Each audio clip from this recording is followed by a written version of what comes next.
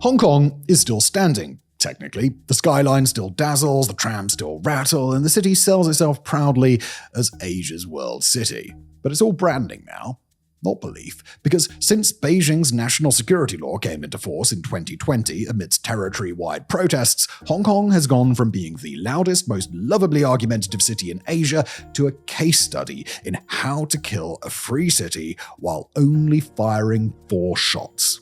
Dissent has been outlawed, newspapers dismantled, and classrooms turned into patriotic obedience schools. Unions dissolved themselves before the state could do it for them. Politicians were dragged from their homes in dawn raids, and yet officially, nothing is wrong at all. Central insists Hong Kong has moved past chaos, and to be fair, it has. It's moved past chaos straight into silence.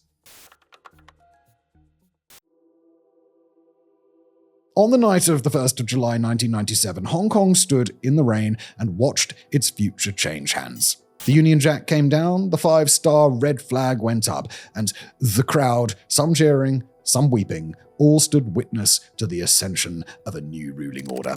One country, two systems, Beijing called it. There was to be 50 years of autonomy, legally guaranteed, during which time Hong Kongers would be free to govern their territory their way for the first time ever, with all but the most minimal of oversight from the mainland, and even then, it would only be in matters like defense and foreign affairs.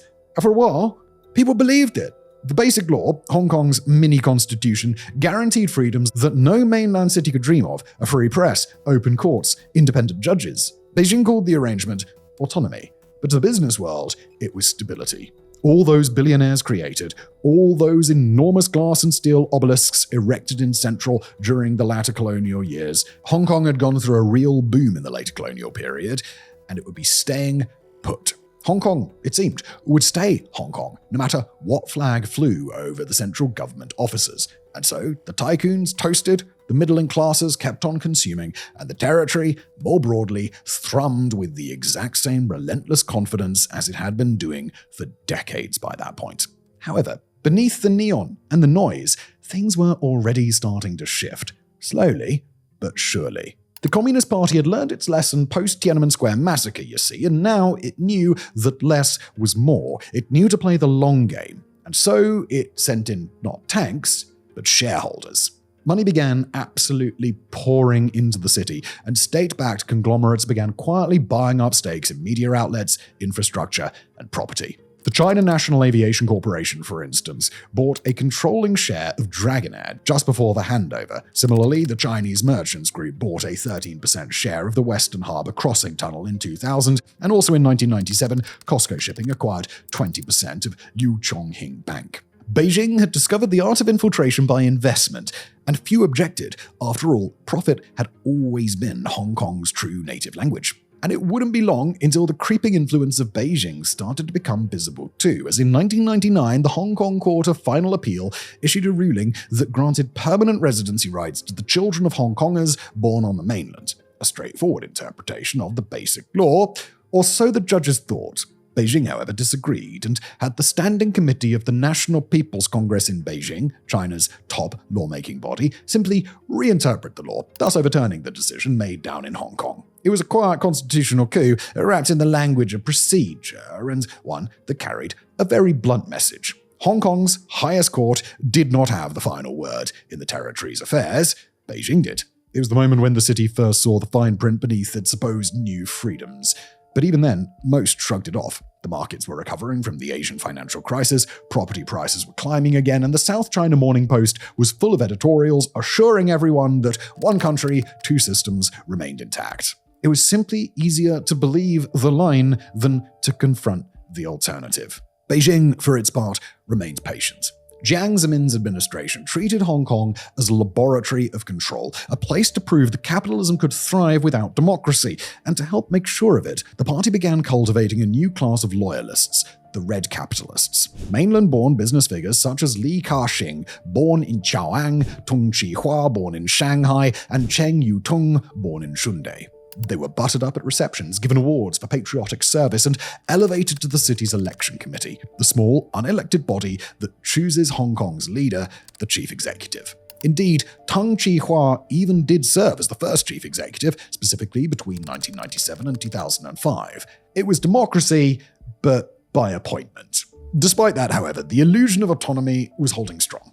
After all, the chief executive was elected, even if it was only by 1,200 hand-picked pro-Beijing figures, and the Legislative Council, Hong Kong's parliament, did have about half of its seats directly elected, even if the other half were so-called functional constituencies directly appointed by industries that now depended upon Beijing for their success. But cracks were starting to form in the illusion, with a particularly large one appearing in 2002 when Tang's administration introduced new legislation to add Article 23 into the Basic Law, which stated that, quote, "The Hong Kong Special Administrative Region shall enact laws to prohibit any act of treason, secession, sedition, subversion against the Central People's Government, to prohibit foreign political organizations or bodies from conducting political activities in the region," end quote. To the pro-Beijing camp, it was a necessary and vital update to protect Hong Kong against malicious foreign actors, and to everyone else, well, they had concerns about what exactly would end up being counted as treason, secession, sedition, and subversion. At first, the resistance was polite: op-eds, petitions, a few marches in the brutal summer heat, but the unease spread quickly. Churches warned of a law written for fear, not order. Journalists' unions spoke of the death of the free word. Even the bankers, many of whom had been only too happy to put on a pair of blinders so long as they were allowed to still flop out of the International Finance Center and into Pier 2 for an expensive pint after work, began to mutter that this new law might just be bad for business. The final spark came in early July 2003, when the government ignored calls to delay the vote. On the first of the month, the anniversary of the handover, 500,000 people filled the streets. Entire families, students, pensioners, lawyers in suits. A human river through Central, chanting for freedom. It was the largest protest the city had seen since 1989, and ironically, those past ones had been aimed at Beijing too, as they were protests in solidarity with the Tiananmen Square demonstrators. In an instant, Hong Kong had remembered itself. The government withdrew the bill within days. Beijing, furious but pragmatic, waited. Tang would eventually resign, citing health reasons that fooled no one. The people had won, for now. The promise of 1997 had not died yet, but it was no longer blind faith. The rain-soaked optimism of Governor Chris Patton's farewell had dried into something sharper, a quiet understanding that freedom in Hong Kong would never be a gift, it would always have to be defended. For a city that had just marched 500,000 people into the streets and stared down Beijing, Hong Kong should have been alive with political energy. Instead, it went back to work. The 2003 protests that buried Article 23 felt, for a brief time, like a revolution. Instead, they fizzled out and became the last breath before a long exhale of complacency. The following decade became the quiet years, the kind of quiet that hums under fluorescent light, productive, profitable, ever so suffocating. The global economy was rising again. China was roaring into the WTO, and Hong Kong found itself perfectly placed as the middleman in Beijing's new global dream. Mainland tourists poured across the border by the millions, clutching duty-free shopping bags and government-issued enthusiasm. For Hong Kong's business class, it was salvation. For Beijing, it was strategy. The Individual Visit Scheme, launched in 2003 as part of China's Closer Economic Partnership Plan, was sold as tourism but acted as soft annexation. Every visitor brought money, and every dollar spent made Hong Kong that much more dependent on the mainland. The influx was staggering, from 6.8 million mainland visitors in 2002 to nearly 47 million by 2014. Malls turned into Mandarin-speaking showrooms, luxury brands replaced mom-and-pop stores. Officially, it was called integration. On the streets, it was called mainlandification. The tycoons who once played both sides of the border quickly fell in line with their red capitalist counterparts, and steadily, property moguls and media magnates, long masters of colonial neutrality, began tilting toward Beijing. They'd have been mad not to if they valued everything that they'd built, as now a call from the liaison office, Beijing's official representative in the territory, could now end a headline, a contract, a career. For most citizens, though, life was good enough to ignore politics. Through successive chief executives, Sang Yam-kwen from 2005 to 2012 and Yung Chung-ying up to 2017, property soared, stocks boomed, and the skyline glowed brighter and taller than ever.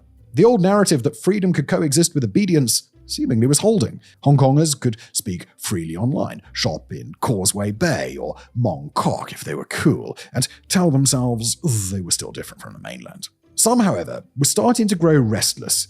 The post-handover babies, They'd been raised on the rhetoric of democracy, but had lived in its absence, and they began to ask the questions that many of their seniors had long since stopped asking. Questions like, if we're meant to have one country but two systems, why does, and the many variations therefrom.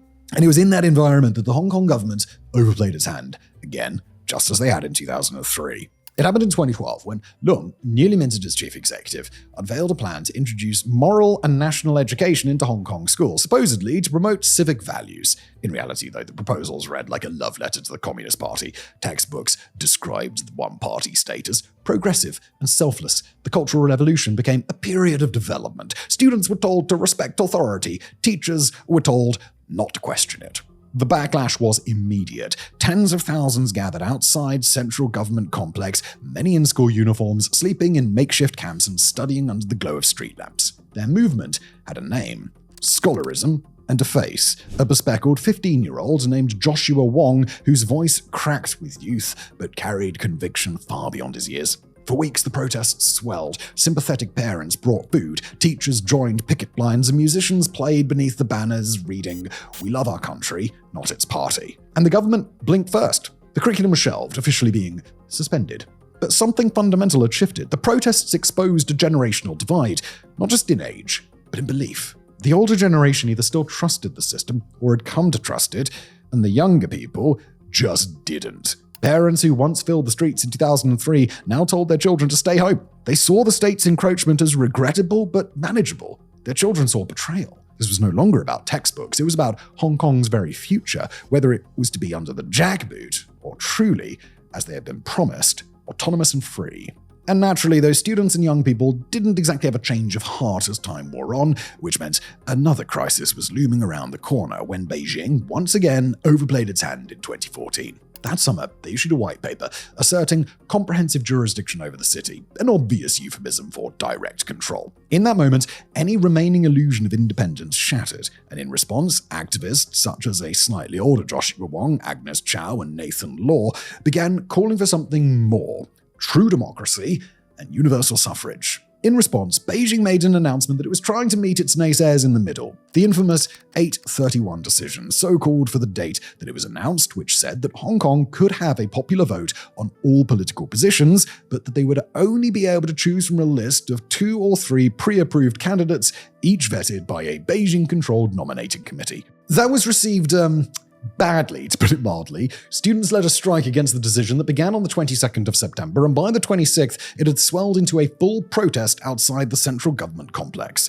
By the 28th, it had grown further still, with the Occupy Central with Love and Peace, a 2013-born civil disobedience campaigning group, announcing the beginning of their formal campaign, which saw them block arterial routes into Hong Kong Island proper and, as their name rather implied, occupying Central, as well as Admiralty down the road. With protester numbers happily hitting 100,000 at any given time, the government decided that it was time for the gloves to come off before they totally lost control of the situation, and the police were sent in with tear gas and baton rounds to break the peaceful protests up. From there, the world watched as umbrellas rose against the haze, first as shields, then as symbols.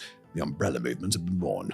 For 79 days, a pocket of Hong Kong lived outside Beijing's control, a city within a city, running on idealism and Wi-Fi. The government, however, waited them out, betting, correctly, that fatigue would do what force could not. By December, the tents were gone, the students dispersed, and the police moved in to tidy up the revolution. The umbrella movement ended not with violence, this was a weary shrug. Still, something irreversible had happened. The world now saw Hong Kong for what it was, a city fighting for that which was promised to it. When the last student left Admiralty in December 2014, the party quietly began rewriting the rules. Every election, every court case, every new law that followed was designed to make sure Hong Kong would never again mistake defiance for democracy. They moved slowly, though. So slowly, in fact, that in the 2016 Legislative Council election, pro-democracy candidates bagged 30 of the 70 seats up for grabs, among them Nathan Law, with some other notable names being Sixtus Leung and Yao Wai-ching. In response, it was mandated that the new lawmakers were required to take an oath pledging allegiance to the Hong Kong Special Administrative Region of the People's Republic of China. Some, such as Sixtus and Wai Ching, infamously inserted pro-democracy language into their oath, displayed a Hong Kong is not China banner, and mispronounced People's Republic of China, while Nathan Law intentionally threw his intonation about as he spoke, meaning that, thanks to the way Cantonese works, he hadn't actually really said his oath at all. And that, unfortunately, was exactly what Central wanted. A perfect pretext dressed up as procedure. Within weeks, Beijing's Standing Committee issued a new interpretation of the Basic Law, declaring that all oaths must be taken sincerely and solemnly, and that anyone who failed to do so would be instantly disqualified. An interpretation that would result in 6 of the newly elected councillors being disqualified and expelled from the House. Next, more broadly, came the loyalty tests. Civil servants, teachers, and even candidates for local councils were forced to prove their patriotism. Librarians removed books by pro-democracy authors. School administrators warned students to avoid sensitive topics. And then, after a few more years of just ever so chipping away at Hong Kong some more, it happened. The decision that would plunge Hong Kong into chaos and drive it up to the precipice of total calamity.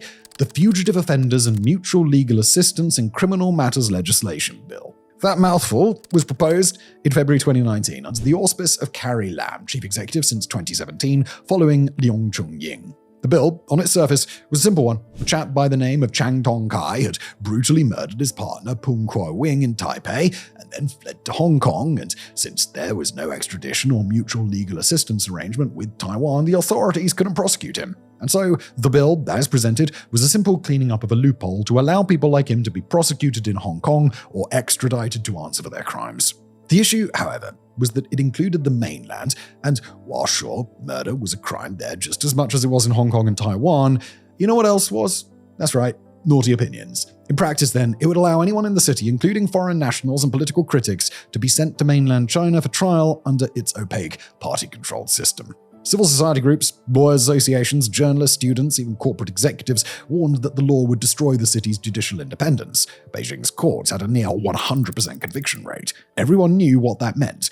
The moment the bill passed, Hong Kong would cease to be a safe haven. It would, in real terms, be just another Chinese city. And indeed, even for Hong Kong's usually cautious public, this was too much. It was the last strand of straw that broke the camel's back. And the backlash was fierce, with protests breaking out immediately. They were small in size and disparate at first. A few banners in Central, a few placards in Yau Ma Tei, but with the government refusing to give any grounds, the protests grew and grew and grew. Come the 9th of June, an estimated 1 million people marched through the streets, 1 in 7 of the territory's entire population. Carrie Lam called it an expression of opinion, and 3 days later, her police were firing tear gas and baton rounds into the central protest gathered outside the Legislative Council, branding it a riot. Riot here isn't just dramatic posturing too. No, legally in Hong Kong it is a word that has very real consequences, as those arrested for purportedly engaging in one specifically could face years in prison. Instead of retreating, though, the movement grew, with 2 million people, so over a quarter of Hong Kong's entire population filling the streets in protest on the 16th of June. The message was simple: no China extradition. Carrie Lam temporarily suspended the bill but refused to withdraw it. Her tone-deaf stubbornness, her robotic insistence that communication is key, made her the perfect villain, calm, smiling, utterly deaf to the roar outside her window. This time, though, there were no leaders per se. Sure, there were vocal figures, and sure, they were thought leaders, but an actual centralized structure and organization?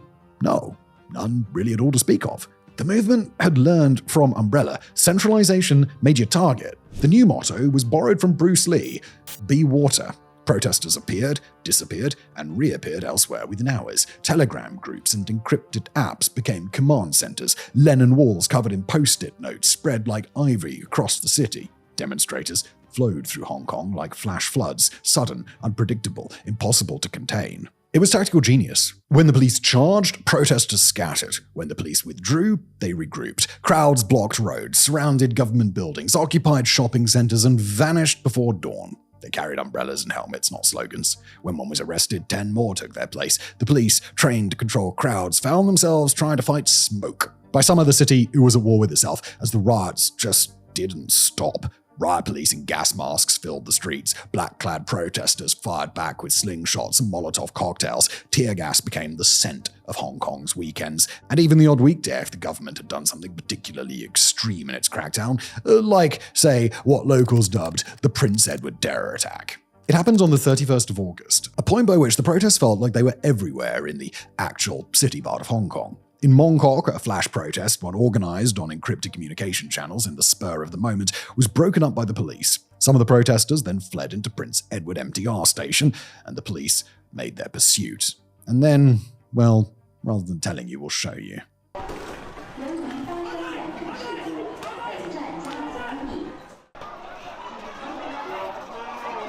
Suddenly, it got a bit real, didn't it? And tragically, it is also far from the only alleged incident of police brutality that we can point to from the protests, because 1. In June, police officers were filmed beating an unarmed and incapacitated woman on the floor. 2. In August, riot police fired tear gas inside Kwai Fong and Tai Kung MTR stations, enclosed platforms, and blasted pepper ball rounds at near point-blank range. 3. In late September, Indonesian journalist VB Mega Indah was left permanently blind in one eye after a beanbag round struck her as she filmed from a Wan Chai footbridge. 4. Then, on September the 24th, a video emerged showing officers kicking and beating a middle-aged volunteer from Protect the Children. The official line at first, they were only kicking a yellow object. 5. In October, a police water cannon drenched the steps of Kowloon Mosque and the small group guarding it with blue-dyed irritant. The government apologized the next day. 6. In November, a police officer was recorded ramming a protester with his motorcycle. 7. On the 18th of the same month in Yau Mai Day, a police van suddenly accelerated into a crowd as officers leapt out, triggering a crush and panic. The force subsequently denied a stampede. And then there's the shootings, because as 2019 dragged on, even that final line, the idea that Hong Kong's police might use lethal force, was crossed 4 times. The first live round came on the 1st of October, China's National Day. In Xiongwan, an 18-year-old secondary school student named Sang Chi-kin was shot in the chest at near point-blank range during a scuffle with riot police. The footage, an officer leveling his sidearm at a teenager meters away, tore through Hong Kong's encrypted chats within minutes. Sang collapsed, bleeding heavily, and was rushed to the hospital in critical condition. He survived, only to be arrested as soon as he could stand. The government insisted the shot was lawful and necessary. To the public, it looked like the state firing into its own children. The second happened just 3 days later on the 4th of October in Yuen Long. A 14-year-old boy became the next to be hit. He was struck in the thigh by a live round fired by a plainclothes officer as protesters clashed with police after the government invoked emergency powers to ban face masks. The next came on the 11th of November. In Sai Wan Ho, as commuters filmed on their phones, an officer drew his pistol, grabbed one protester with his left hand, and fired 3 live rounds into the crowd with his right. One of those bullets struck Chow Pak Kwan, a 20-something passerby, in the torso. He dropped instantly. Another man was hit moments later. Both rushed to hospital, one in critical condition. The videos, raw, close up, with the crack of gunfire echoing between apartment blocks, looped across the world before lunchtime. Each time the police claimed self-defense. Each time witnesses swore otherwise. What none disputed was that 4 civilians had now been shot with live ammunition inside what was supposed to be one of Asia's safest cities. Amnesty International and the UN High Commissioner for Human Rights demanded independent investigations, but of course none came.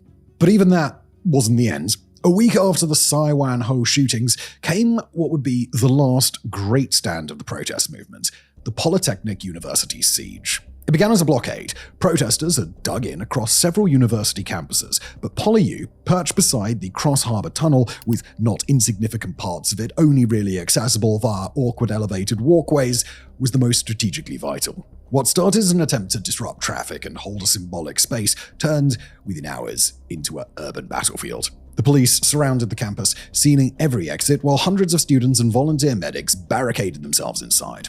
Roads burned, petrol bombs lit the night sky in orange arcs, tear gas canisters clanged across the sports fields. For nearly 2 weeks, Hong Kong watched in disbelief as one of its top universities was turned into a war zone. Reporters described the smell of chemicals and fear. Drones filmed black smoke curling out of lecture halls. Students scavenged food from cafeterias, treated the wounded in makeshift clinics, and tried, in vain, to negotiate safe passage out. When the police finally stormed the campus, they arrested more than 1,000 people, some barely old enough to vote. Dozens were hospitalized. Several attempted to flee by climbing down ropes onto waiting motorcycles or crawling through sewers. PolyU, however, was the movement's high point. The protests that had begun with umbrellas and chants ended with fire and surrender, and it would be the last time Hong Kong's youth would hold ground against the state. Hong Kong had burned for half a year, but by the time new calendars were being put up, it was exhausted, bruised, and tear-gassed. And so 2019 to 2020's protests ended basically the exact same way as 2014's had. The government just waited them out. They were in decline anyway post-PolyU. Visible street action had thinned to scattered flash mobs and sit-ins. More than 7,000 people had been arrested, many organizers were jailed or in exile, and the government wasn't budging. Like we say, the movement had simply run out of steam. And while it was wheezy and struggling to breathe, two things would happen that would kill it dead: COVID and the passing of the national security law. For the matter of COVID, the situation more broadly was actually quite the peculiar one, as its arrival both totally changed how things worked in the territory, but compared to elsewhere, left day-to-day life weirdly intact. The virus itself is believed to have first hit on the 22nd of January, being carried by an infected 39-year-old man arriving by high-speed rail from Wuhan, and 3 days later, Central activated its highest emergency level, set up an initial command structure, and began tightening things up. All but 3 ways into the city were shuttered, those 3 being the airport, Shenzhen Bay Port, and the Hong Kong-Zhuhai-Macau Bridge. Students and civil servants shifted to home-based working, a 2-week quarantine was imposed on those entering, and mask requirements gradually expanded until they were needed everywhere, save for your own home by the end of July. Oh, and they also began rolling out vaccines and the Leave Home Safe app that tracked where you'd been and whether you had been around anyone later found to be infected. Other than that, though, life went on generally as normal, with restaurants, stores, public services, and leisure amenities all generally remaining open. Occasionally, a residential building would be locked down during a local spike, and occasionally the boozers would be shut down as well, although some places in the party district of Lan Kwai Fong just went full speakeasy and ignored it. So yeah, like we say, life was weirdly normal given the world's wider events at the time. Despite that, however, COVID proved to be just enough to sap some more momentum from the protests to rob their rhythms and thin their numbers. Streets that had been loud with bodies and banners grew quieter, not just because people were afraid of being snatched by police, but because they were afraid of catching a virus on the way home. And then, in the middle of all that, came the law of the People's Republic of China on safeguarding national security in the Hong Kong Special Administrative Region, better known more simply as the National Security Law, or NSL, the single most consequential piece of legislation to hit Hong Kong since 1997. It was first announced on the 21st of May during the annual session of China's National People's Congress, where officials confirmed that Beijing itself, not Hong Kong's own legislature, would draft and impose a new law to prevent, stop, and punish acts endangering national security. The full text wasn't released until the 30th of June, and it came into force at 11 p.m. that very same day, literally 1 hour before the 23rd anniversary of the handover. The law established 4 new criminal categories: secession, subversion, terrorism, and collusion with foreign forces, each carrying a maximum penalty of life imprisonment. It also authorized the creation of 2 new enforcing bodies: the Office for Safeguarding National Security, the OSNS, staffed directly by mainland Chinese agents and operating above local jurisdiction, and the National Security Department of the Hong Kong Police Force, which was granted sweeping new powers of search, seizure, and surveillance. And if you want to hear some particularly chilling specific parts of the NSL, consider Article 55. Under this, the OSNS could take over any case it deemed complex, transfer suspects to mainland China for trial, and apply mainland legal procedure inside the city. Oh, and just for some context, whereas Hong Kong inherited and maintains its British abolition of the death penalty, it's still fully on the books in the mainland, and not just for murder either. On the mainland, political crimes can also carry it, at least in theory: treason, espionage, or colluding with foreign forces in ways deemed to endanger state security can all be punished by death under China's criminal law. Even subversion or terrorist activity charges, if said to cause especially serious consequences, fall within the same bracket. In practice, Beijing tends to hand out life terms instead, but the statute keeps that final option open. So when Article 55 says suspects may be taken north for trial under mainland procedure, it doesn't just mean a different courtroom, it means they're entering a system where, on paper, the ultimate sentence still exists. And then there's Article 38. It says the NSL applies to anyone who commits an offense from outside the region, even if they're not a Hong Kong resident. With that in mind, consider the following utterances. Gee, on reflection, I don't really think machine gunning student protesters in 1989 was quite cricket, you know? You know the whole pinning down pregnant women and forcing them to have abortions thing that China did during its various child policies? Not on that, was it? Hong Kongers, having never fallen under the communist jurisdiction until the handover, and basically all of them being people who specifically fled from it or descended therefrom, probably should get to choose how their territory is governed, shouldn't they? Or to quote a legend, Donald Trump don't trust China. China is... With all four of those utterances, as far as Central, and indeed Beijing, are concerned, we just violated the NSL and they believe they have the right to come for us as a result. But wait, there's more, because consider also Article 46. With it, jury trials, long a common law hallmark, can be dispensed with if the case involves state secrets, foreign factors, or juror safety, with such trials instead being heard by a panel of designated judges only, and some may say that that is just a little bit open to abuse. Next, Article 43 and its 116 pages of implementation rules. With this one, police powers are supercharged. Officers can freeze assets, seize passports, demand platforms remove online content, and hand over user data, conduct warrantless searches in urgent cases, compel suspects to disclose encryption keys, and impose exit bans. We could go on. Certainly, there is no shortage of other eyebrow-raising articles, but you get the idea. And within hours of the NSL taking effect, the police were making their first arrests under its provisions, as on the 1st of July, 10 people were detained at a small protest in Causeway Bay, among them a man carrying a Hong Kong independence flag. By year's end, nearly 100 people have been arrested under the law. Less visible, but certainly no less notable, is the fact that political and human rights organizations began shutting up shop left, right, and center post-NSL. For example, Demasisto, the youth-led pro-democracy party founded by Joshua Wong and Nathan Law, disbanded within hours of the law's passing, its leadership resigning en masse on the 30th of June.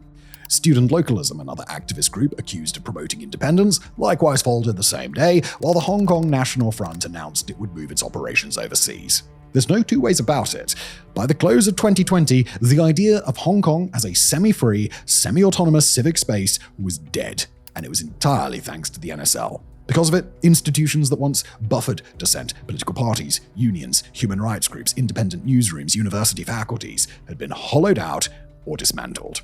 Economically, the city still glittered, the skyline and the stock tickers offered a neat photogenic story of resilience. Politically, however, something essential had been excised: the capacity of citizens to contest power without fearing criminal reclassification, asset seizures, or disappearance into an opaque legal process. The NSL had not only criminalized opposition, it had redesigned the incentives of daily life so that conformity, not courage, paid.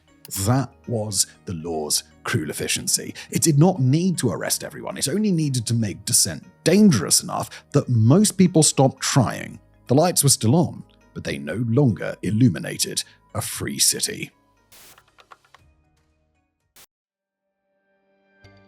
And from then on, for Central, it was just a matter of consolidation. Resistance to them, both spoken and physical, had been crushed, so all they had to do was make sure that it was never able to take root ever again. The so-called Patriots-only Legislative Council election in December 2021 was their first great act of tidying up. Every candidate was run through a new eligibility screen. Only those deemed sufficiently loyal to the motherland could stand. And even then, it was only 20 of the 90 seats up for election that were voted in directly. The rest were appointed or chosen by industry, each one vetted in advance.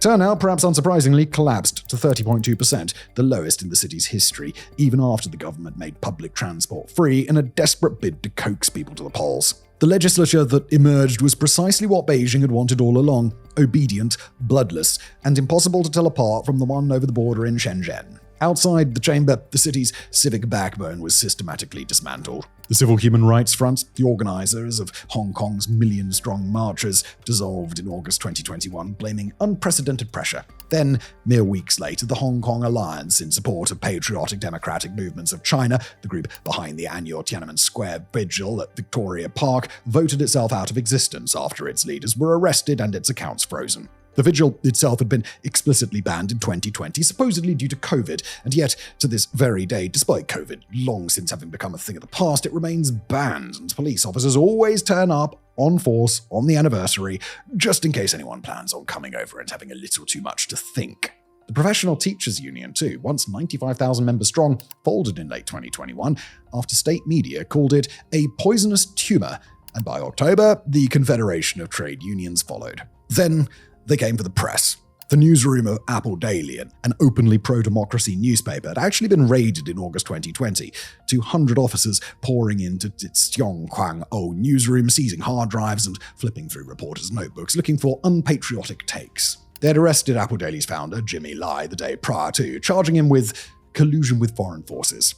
But he told his staff to keep working, and for a while they did, printing front pages that no one else would even dare to entertain. Beijing meddling in the courts, the gutting of the Legislative Council, the quiet vanishing of protest leaders.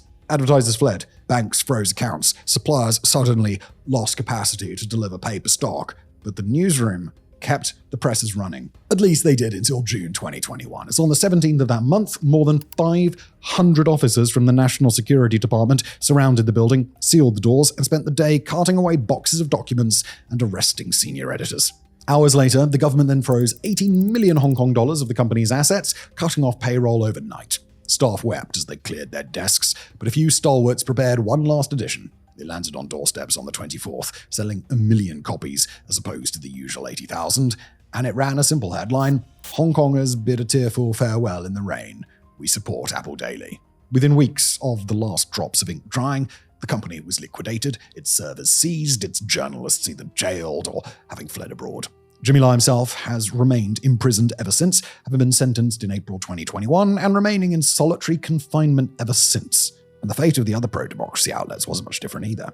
Stand News, the independent online outlet that had inherited much of Apple Daily's audience, was raided in the final days of 2021. More than 200 national security officers swept through its newsroom before dawn, arresting its senior editors, seizing computers, and freezing its assets under the charge of publishing seditious material. The site was deleted within hours. In the days following, Citizen News also announced it would shut down for the safety of its staff, and investigative agency FactWire quietly folded soon after.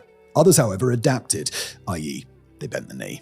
RTHK, for example, Hong Kong's public broadcaster, was re-engineered into a government mouthpiece, its archives wiped and its award-winning journalists dismissed. Even the venerable and once highly lauded South China Morning Post learned the new lines, softening their tone and trimming their coverage to keep their licenses safe. By 2022, then, Hong Kong's once cacophonous press had been reduced to all but a single note, and a very obedient one at that. And the persecution of Hong Kong's pro-democracy politicians didn't stop either, as in early 2021, 47 of the city's most prominent opposition figures were rounded up in dawn raids and charged under the national security law in what became known as the Hong Kong 47 case, the largest political prosecution in the territory's history. Their supposed crime? Organizing and taking part in an unofficial primary election the previous summer. In reality, it was just a simple, peaceful vote intended to decide which candidates should contest the next Legislative Council race. Among those charged were veteran legislators like Claudia Mo, Leung Kwok Hung, our old friend Joshua Wong, and many district councillors barely out of their 20s. All were accused of conspiracy to subvert state power, and almost every one of them was denied bail under the NSL's reversed presumption of innocence. Yes, that's a thing in NSL cases, and they were left to languish in pre-trial detention for years. And naturally, when the verdicts finally arrived in 2024, the vast majority, all but 2 of them, were found guilty, with sentences ranging from 4 years and 2 months all the way up to 10 years. And to make sure none of their ilk should ever rise again, in 2022, Central turned its attention to the classroom and introduced a new national security education model built directly around Article 10 of the NSL, which requires schools, social groups, media, and online platforms to conduct national security education. Now, every Hong Kong student, from 6-year-olds in primary school to university undergraduates, is now a subject of patriotic re-education. The first framework, issued in 2021 and revised in 2025, laid out 15 subject-specific syllabuses linking Chinese history, geography, and civic education to the state's overall national security concept. The content itself leaves little doubt about purpose too. Textbooks now describe Hong Kong as an inseparable part of China since ancient times, the Communist Party as the state's core leadership, and national security as the shared duty of all citizens. Pupils are required to memorize the 4 national security offenses and to identify examples of each. Secondary students, able to handle the more difficult concepts, learn that rights and freedoms must be exercised within the boundaries of national security, while their civics lessons teach that the People's Liberation Army safeguards the prosperity of Hong Kong. Schools also now hold mandatory flag-raising ceremonies, install patriotism corners, and participate in joint mainland exercise trips to military museums and red education bases. By 2022, the first real consequences of all of this were visible, not on the streets, but in the departures hall. Nearly 500,000 people, over 6% of Hong Kong's entire population, left between 2020 and 2024. Teachers, nurses, engineers, journalists, and civil servants. It was a huge brain drain. The UK was the biggest destination thanks to the fact that the British National Overseas Passport, a document that all pre-handover Hong Kongers and their first-generation descendants are able to receive. Bit of a stab in the back from London on this one, though, because if you think that given the fact that British National is written on the cover, that this document is a British passport with just some kind of, as a technicality to keep Beijing sweet set up, you'd actually be wrong, as what it actually is, in real terms, is the right to apply for a work visa with skill requirements waived and at a reduced cost, although this still cost about $1,300 a year all in. And that is a cost that many Hong Kongers simply cannot afford. Sure, they live in a wealthy place, but it has its working classes and its poverty, and people like that simply are trapped. They have no way out. They don't have the resources to just up sticks and move to another country. They don't have the flash banking job at the International Finance Center that can be copy and pasted into basically any big city in the world. They don't have the uncle who immigrated back in the black and white days and so can help them get over and land on their feet. They are people who protested back in 2019, who knowingly put themselves in harm's way for a chance of the freedom that they were promised in 1997 and now have to live their lives looking over their shoulder, wondering if those facial recognition cameras did pick them up when their mask slipped and if that latest knock on the door is the National Security Police coming to have a little chat about it. What are they meant to do when their kids come home from school and tell them all about what they've been learning about in their new civics classes? Do they dare not even speak their mind in their own home for fear their own child repeats what they tell them at school and then they get a knock on the door? Hell, even those who did escape, what do they do when they go to transfer their work-accrued pension fund and they find it blocked and inaccessible? Their whole retirement plan gone. What do they do about family members who, for one reason or another, could leave but just chose not to? Sure, they can just pop back to visit, and odds are they'll be safe unless they're a particularly outspoken public figure of one kind or another, but they can't guarantee it, can they? That, and yes, those weirdly specific examples do come from real people that we spoke to, is the reality of what pro-democracy Hong Kongers face in the present day. The territory is still their home. They can still go there. They can still live there. And yet it's no longer theirs. The streets are the same. The Star Ferry still crosses Victoria Harbour as it's done for 150 years. But the spirit that once animated it has gone, all smothered beneath the velvet quiet that hums with CCTV and self-censorship. Thank you for watching.